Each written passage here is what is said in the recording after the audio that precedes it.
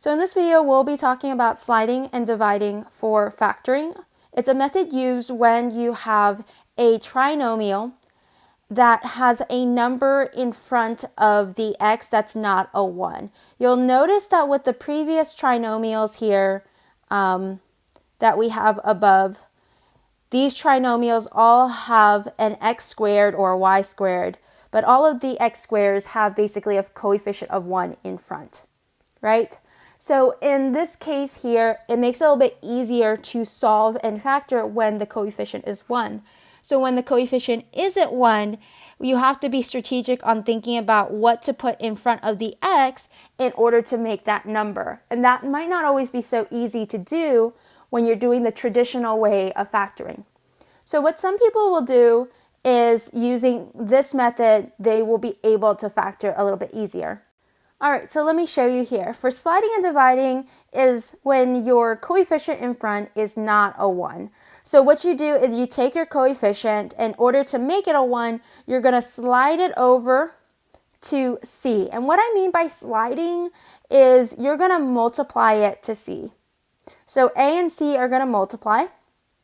So that's what I mean by the first step. You're going to slide a to c and multiply the numbers. And what happens is the a drops. And then you're going to factor like normal with the trinomial, but you have to divide out your a later. The reason why you have to divide it out is because you multiply to begin with. To undo the multiplication, you have to divide it out. So let me show you how this would work. So step 1, you're going to take the number in front, the a, and slide it over to c here. So if this is my a and this is my c, sliding it over, this will now be x squared plus 11x, but 2 times 5 gives me 10. So now I can work this out like a normal trinomial because the number in front of my x squared is now a 1. So thinking about factors of 10, we could do maybe 5 and 2, 10 and 1, but they need to add up to give me 11 for the middle term. So 10 and 1 might be the better choice because 5 and 2 only add to give you 7, and that's not enough. So let's try out 10 and 1, and I'll put my x's down. Now I need to think about the signs, but since they're all positive, I know that they all have to be positive here. So positive 10 times 1 does give me positive 10. 10 plus 1 does give me 11. So this works. But remember, we've only done step 2. Step 3 says to divide out the a, and our a here was 2. So if I divide out my 2 here, which is, if I divide my a here, which is 2, each number gets divided by 2. So 10 gets divided by 2 and 1 gets divided by 2. Now the 10 divides nicely. 10 divided by 2 is 5. So my factor here is x plus 5. However, 1 divided by 2 is not so nice. So in this case, we have a fraction. And most of the time when you're writing a factor, you don't want to keep it as a fraction. You generally want to use whole numbers. So one way to undo fractions is to multiply by the denominator. So notice how if you have 1/2 or 1 over 2. The denominator here is a 2. So we can multiply by a 2 in front of this factor. So I would get 2x plus, well, anytime you're multiplying the denominator by the same number, they cancel each other. So you're left with a 1. So we would be left with 2x plus 1. A lot of people, when they see this happen and they have a fraction and it doesn't divide nicely, what they'll do is just put the number that's in the denominator and put it in front of x, because they know when they multiply by the same number, it just cancels out the denominator anyways, leaving the number in front of the x. And there are my two factors, x plus 5 and 2x plus 1. So in this next one here, again, I have a number in front of my b squared. So I need to slide that over. I need to use the slide and divide method. So I'm going to multiply the 3 to the negative 5. I'm going to bring down the b squared by itself now.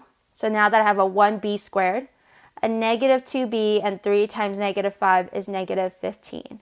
So thinking about factors that multiply to give me negative 15 would be 5 and 3. And 5 and 3 do add up to give me 2 if I make one of them a negative. So this might be my combination. So I'm going to try to factor this trinomial. So I need b's. I'll write down my 5 and 3. So I have a negative 15. That means one of them needs to be negative. And when I look at my middle term, it is a negative. So that means the bigger number needs to be negative when I add. So I'll give the 5 the negative and the 3 a positive. Let's see if this works.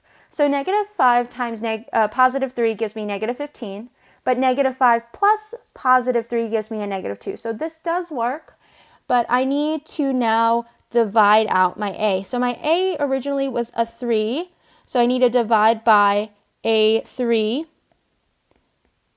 So we can see like this first one here doesn't divide so nicely. 3 divided into 5 is not so nice. So what we can do is put the 3 in front of the b because we are going to multiply by 3 into everything, but this would cancel, leaving the 3 in front of b.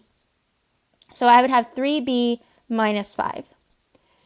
This one, on the other hand, b has a 3 divided by 3, so I am going to simplify that to 1. 3 divided by 3 is just going to be 1.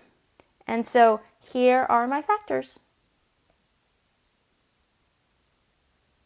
All right, this next one here is 5 in front of my x squared, so I'm going to slide that over to 18. I might need a calculator here. 5 times 18, let's see. So I'll bring down the x squared and the minus x. 5 times negative 18 is negative 90. Thinking about factors of 90 is 9 and 10. And this could work because I have a negative 1 in the middle. So if I were to subtract them, I could get a negative 1 if one of them is a negative. So write the 10 and the 9 down. So I need to give the negative sign to, looks like the bigger number since it's a negative 1. So the 10 is a negative and the 9 is a positive. So let's check to see if this works. Negative 10 times positive 9 does give me negative 90. Negative 10 plus positive 9 does give me negative 1. So this does work, but I do need to divide by my a. So I have to divide 10 by a and my 9 by a. So the 10 divides nicely, so I have x minus 2. 10 divided by 5 is 2. Now, this 5 doesn't divide so nicely with 9, so I'm going to have to put this 5 in front of x. So this is 5x plus 9. And there we go. We have our factors now in whole numbers. All right, that's it for this video. If you guys want to try out some more problems with factoring, see the practice problems down below. Bye, guys.